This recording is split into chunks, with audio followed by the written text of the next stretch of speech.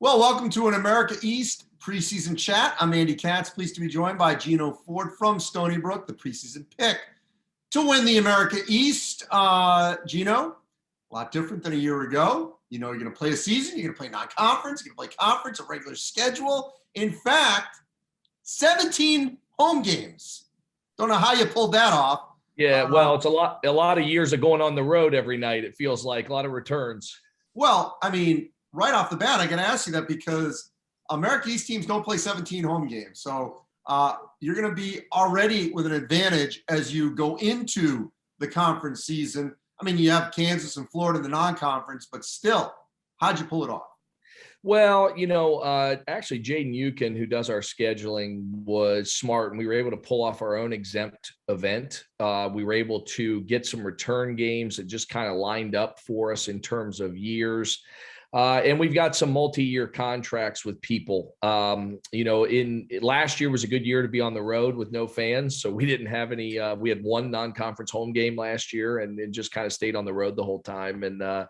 But Jaden did a good job. I wish we could do it every year. But as we both know, that's not the case very often. So we're excited about the schedule. Hard early for the first 5 on the road, and then it definitely flips for us and we get home a bunch.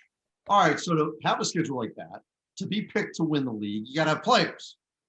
Elijah Alani is back, all conference guard. Miami back. You bring in transfer points really all over the place. Jaleel Jenkins from FDU, I've covered him, significant. Anthony Roberts, St. Bonaventure, Kent State, now Stony Brook. What do you think of the pieces that you put together here, returnees and transfers? Well, we were super excited to get Elijah back, and for many reasons. I mean, one, we know him. He was with us for 3 years, but I think it speaks to the experience he had at Stony Brook, not just with the basketball team, but with the university that he was, when he left Miami, I mean, he averaged double figures in the ACC. So he kind of had his pick of where he wanted to go and had a lot of high major opportunities and end up wanting to come home and do something special. And we were thrilled to get him, and him coming back actually really helped us get Jaleel Jenkins. Those guys knew each other. They decided they wanted to play together. And Jaleel is another just fantastic player. Scored 1,700 points at FDU in his career, has played in the NCAA tournament.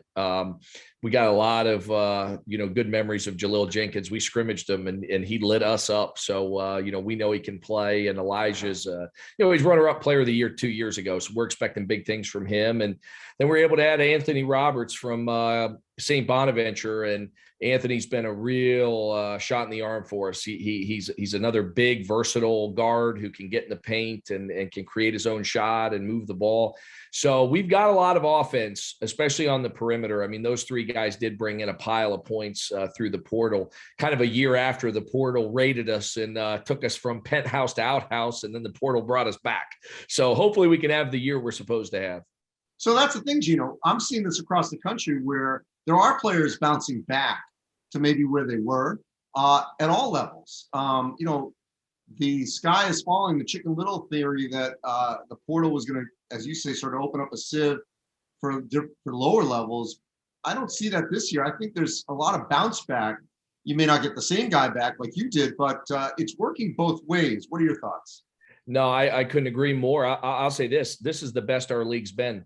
This is the best roster we have had in the 6 years that I've been at Stony Brook.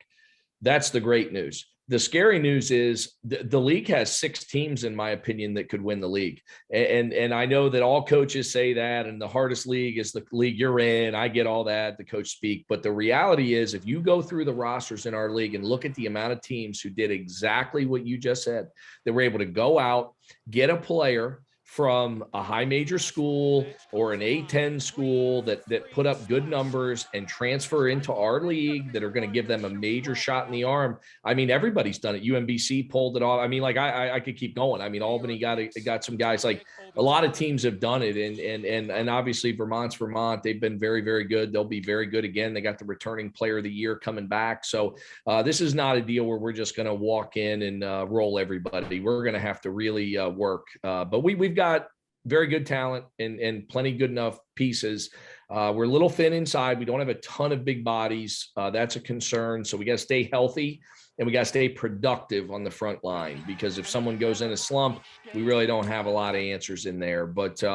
we got to be able to be productive. But I do think the portal has really flooded leagues like ours with a lot of good players that were not participating in our league 5 years ago. So I think the league is going to be the best it's been.